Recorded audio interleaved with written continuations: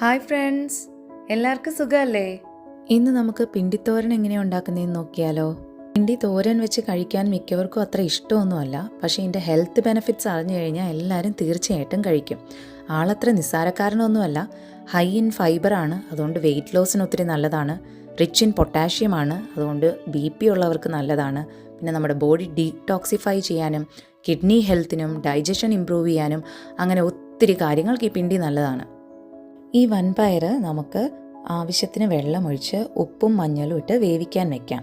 ഒരു 2 വിസിലൊക്കെ മതിയാവും, കാരണം ഓൾമോസ്റ്റ് 12 മണിക്കൂർ ഞാനിത് കുതിർത്തതാണേ. ഇപ്പോൾ പിണ്ടി നന്നായി ക്ലീൻ ചെയ്ത് കുഞ്ഞു കഷ്ണങ്ങളായിട്ട് മുറിച്ചെടുക്കാം.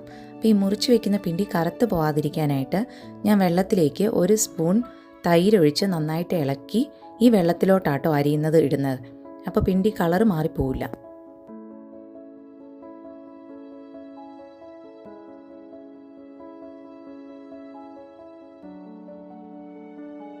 ഇതിലേക്ക് വേണ്ട അരപ്പ് തയ്യാറാക്കാനായിട്ട് 1 കപ്പോളം തേങ്ങ, 4-5 ഉള്ളി, നിങ്ങളുടെ പാകത്തിന് മുളക്, കുറച്ച് കറിവേപ്പില, ഉപ്പ്, മഞ്ഞൾ ഇത്രയും ചേർത്ത് നമുക്കൊന്ന് ഒതുക്കിയെടുക്കാം.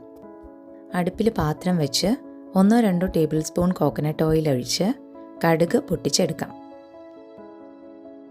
ഇനി കറിവേപ്പില, കുറച്ച് മഞ്ഞളും ചേർത്ത് നമ്മൾ അരിഞ്ഞു വെച്ചിരിക്കുന്ന പിണ്ടി നമുക്ക് ഈ പാത്രത്തിലേക്കിട്ട് വേവിക്കാം.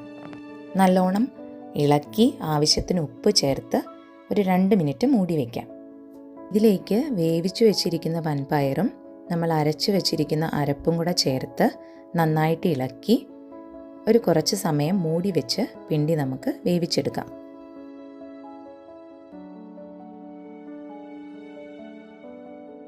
ആവശ്യത്തിന് ഉപ്പ് കൂടെ ചേർത്ത് ഇളക്കി മൂടി വയ്ക്കാം. ഇപ്പോൾ നമ്മുടെ പിണ്ടി തോരൻ ഇവിടെ റെഡി ആയിട്ടുണ്ട്. അപ്പോൾ എല്ലാവരും ഈ റെസിപ്പി ഒന്ന് ട്രൈ ചെയ്യണേ. പിണ്ടി ഒത്തിരി നല്ലതാണ് നമ്മുടെ ആരോഗ്യത്തിന്, അതുകൊണ്ട് ഇടയ്ക്കെങ്കിലും പിണ്ടിയൊക്കെ വാങ്ങിച്ച് തോരൻ ഉണ്ടാക്കി കഴിക്കണം കേട്ടോ.